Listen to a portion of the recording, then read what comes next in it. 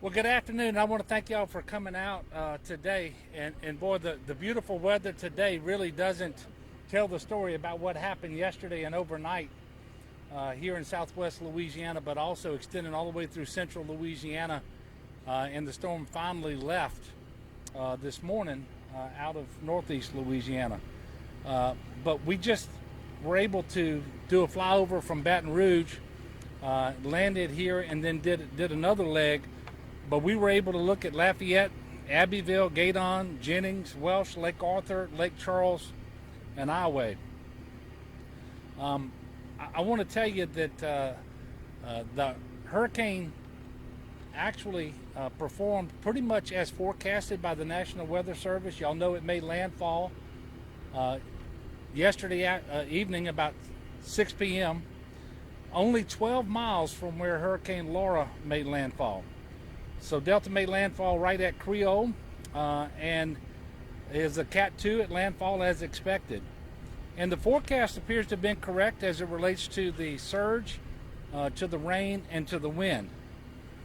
The highest rainfall totals were in Lake Charles with over 15 inches of rain. Additionally, and just to show you how much bigger this storm was than Hurricane Laura, not necessarily stronger, but bigger, we actually had more than 10 inches of rain in certain parts of East Baton Rouge Parish. It was a big storm, and a lot more damage was dealt to the people of Louisiana, principally in southwest Louisiana. And I do want to stop here and just let all the people here know that we're aware of that. Your local elected officials standing behind me impressed upon me just how much this area of our state's been through, and certainly we are aware of that. And I can tell you, we working with all the local elected officials, all of the folks here on the ground, but also with our federal partners, we're going to work as hard as we can, as fast as we can, to get everybody's lives right side up again. As if Hurricane Laura wasn't enough, we had to have Delta come through last night. And I want you to know that even though it was two named hurricanes, the law in Louisiana only allows your homeowner's insurance companies to charge one hurricane deductible per calendar year. So for those of you who may be looking at that as a hardship, understand that you'll only have to pay one hurricane deductible no matter how many hurricanes actually damage your home, but it's one deductible per calendar year. Obviously, the hardest hit areas were those that were closest to the storm at landfall, and those include Cameron and Calcasieu, Jeff Davis, Allen, Vermilion, and Acadia. Make no mistake about it, while this storm wasn't as powerful as Hurricane Laura, it was a very powerful storm, and it dealt lots of damage. And one of the challenges we're going to have is distinguishing between the damage that was caused by Hurricane Laura and that what was caused overnight by Hurricane Delta. You know, we have tens of thousands of Louisianans today who are hurting, and we need to lift them up both in prayer but also by our deeds. And I want to tell you, I continue to be inspired by the resiliency and the goodness of the people of Louisiana. All the folks who are volunteering, even as we speak, one day after the storm, just tremendous. That's something that Representative Romero and Senator Abraham were remarking about. Just the goodness and decency of the people of Louisiana. We know how to be good neighbors, and that really is inspirational. And it's going to make a big difference as we continue to recover. I want you to know that the National Guard is working. We have more than 3,000 National Guardsmen on duty right now, working in active support of emergency operations. They're already engaged in points of distribution with commodities. Available today were 1.5 million meals, 1.5 million bottles of water, 48,000 bags of ice, and 31,000 tarps. All that is on hand to be distributed over the coming days as requested. They're also engaging in route clearance and emergency operations, security, generator missions. They provided LNOs to parish offices of emergency preparedness. They performed search and rescue. And I will tell you, there have been people who've been rescued because, as you know, this storm was a little different. A lot more water this time. And there was standing water. There were people who had to be rescued as far north as Rapides Parish. And this happened because of the National Guard. It also happened because of the State Fire Marshal's Office. The Coastal Protection and Restoration Authorities reporting that all measures that were put in place in low-lying areas where there were gaps in the levee protection systems, they were successful. So whether we're talking about St. Mary Parish, Terrebonne Parish, Grand Isle, CPRA officials are down in Cameron Parish right now as we speak in the Rockefeller Wildlife Refuge area, looking at how we're going to best dewater Cameron Parish. We're going to ask people to continue to monitor 511la.org for real-time information about road closures and road conditions. It really is still early for people to get out and start sightseeing. We're asking people not to do that. But if you do have to travel, make sure you can get where you're going. There are a number of roads that continue to be underwater and impassable in certain areas. As of right now, we're not reporting any fatalities in the state of Louisiana from Hurricane Delta, and we can all be very thankful of that. But I want to point out, of the 30 fatalities attributable to Hurricane Laura, only one happened because of the direct and immediate effects of the storm. The rest happened because of carbon monoxide poisoning, because of heat illnesses, heat stroke, that sort of thing, but also because of traumatic injury because people were working to clean up their houses, their roofs, they were cutting trees and so forth. So everybody, please be very careful. Pace yourself, take frequent breaks, and if you're going to run a generator because you don't have power, and there are hundreds of thousands without power in Louisiana right now, please do it safely. Do it 20 feet away from your home in a well-ventilated area, not in a crawl space, not in your garage, certainly not in your house, but not even under a window or a vent. Please be very careful. We also know that you should not refuel that generator until it's been off for about 20 minutes and had an opportunity to cool down. Speaking of electricity, at the peak of outages related to Hurricane Delta, there were 688,000 outages across the state of Louisiana. Only the parish of St. Bernard did not experience power outages because of Hurricane Delta. Now, that 688,000, that's 74,000 more than happened because of Hurricane Laura. The number is down already to 560,000, but there's a lot of work left to be done. The damage assessments are underway even as we speak with the electric companies, but the preliminary information that we're getting is we don't have as extensive damage to the transmission lines and the towers. And in fact, as we flew over the areas that I mentioned, we didn't see a lot of utility poles down or any lines down. We did see occasionally that a tree would have fallen onto those distribution lines. So we really believe that a restoration is going to take place much faster than happened after Hurricane Laura. You should know that historically, for a Category 2 hurricane, the average is about 10 days.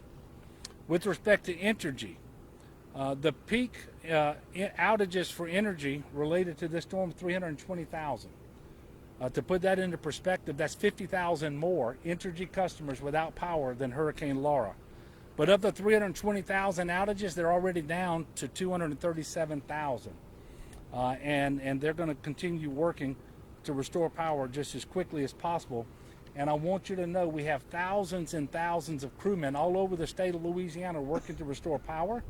And as power is restored elsewhere, many of those crew members and those assets are going to be directed to Southwest Louisiana to make sure that we get everybody back up and running just as quickly as possible. This morning we had almost 10,000 Louisianans in shelters. The vast majority of those continued to be sheltered because of Hurricane Laura. And I will tell you, 6,000 or so in Louisiana hotels, a couple thousand still in Texas hotels. The rest were people who were sheltering because of Hurricane Delta. More than 800 of those individuals actually ended up in the mega shelter in Bastrop, Louisiana.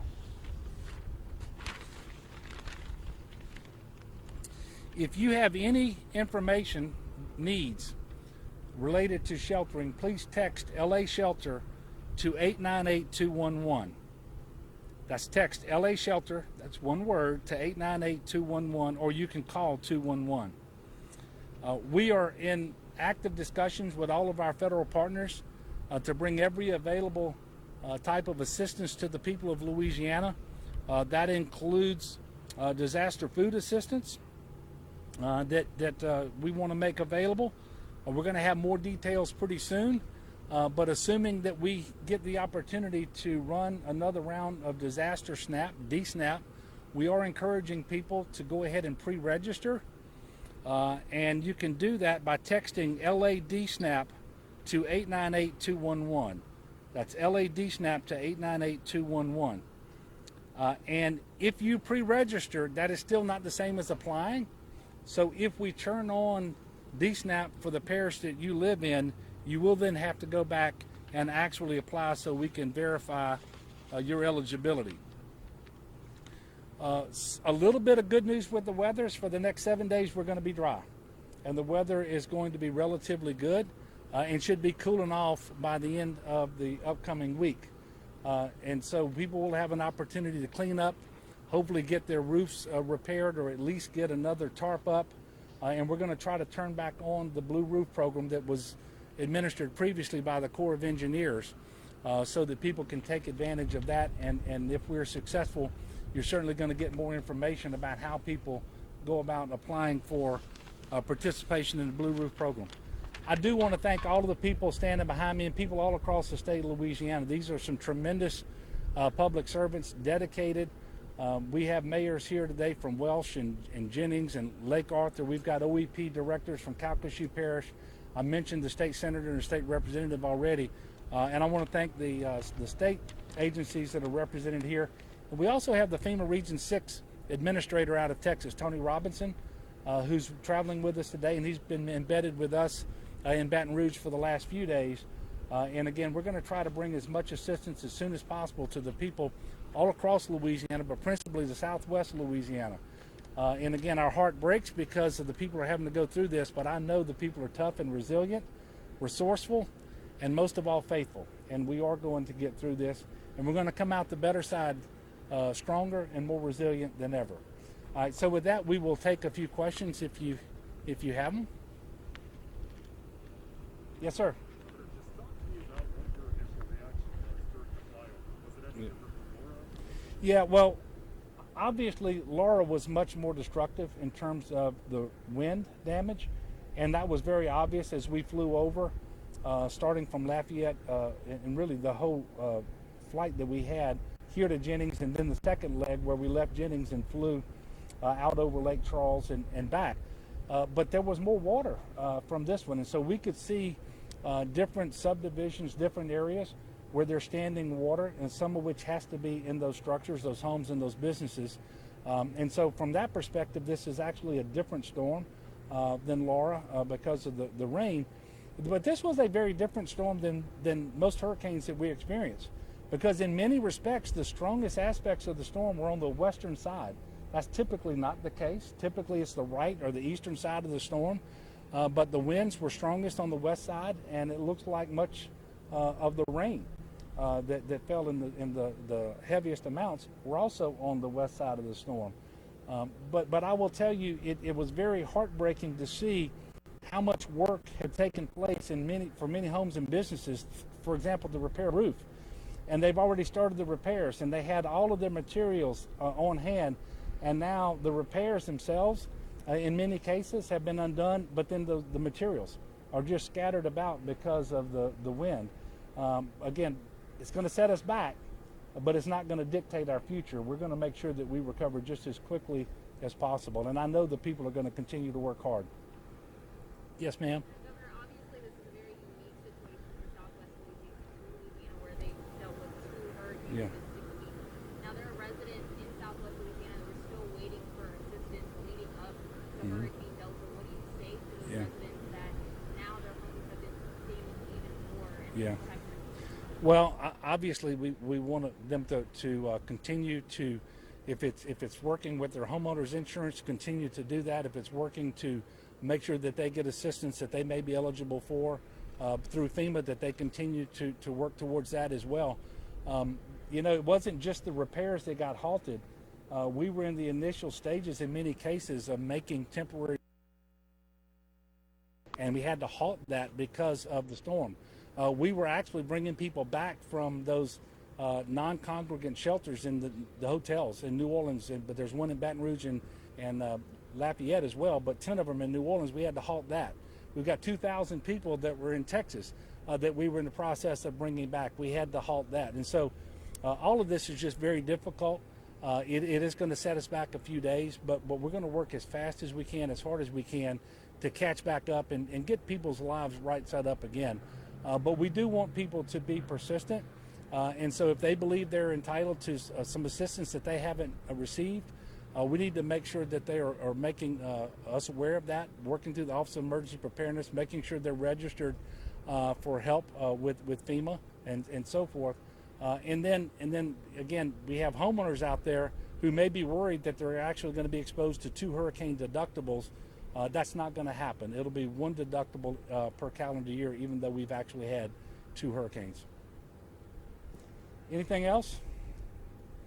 Well, thank you for continuing to cover this. And I do want to finish up by reminding everybody that as inconvenient as it is, we are recovering from these storms now, Laura and Delta, in a COVID environment. This public health emergency is not going to take a break just because we had 2 natural disasters.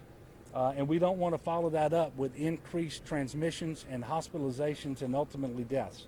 So I'm encouraging everybody to continue to engage in the mitigation measures that we know that work. That is wearing your mask, keeping social distance of at least 6 feet. Do those things when you're with people who are not part of your immediate household. Make sure you're washing your hands frequently. And if you're sick, stay away from others. Stay home. And then lastly, let's all make sure that we're taking care of those people who are most vulnerable. Those people who are 65 and older, those people who have the comorbid health conditions like diabetes, hypertension, kidney disease, heart disease. We know that they are predisposed to have a poorer outcome should they contract this particular disease. So let's continue to be a good neighbor in that respect as well.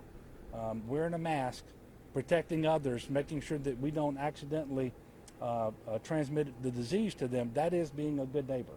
So let's do that. Let's continue to lift one another up in prayer, and we're going to be working with you all, with our federal partners and our local partners, just as hard as we can, as fast as we can, to make sure that this recovery happens. So God bless and thank you so much. Okay. Thank you, Governor. Thank you all.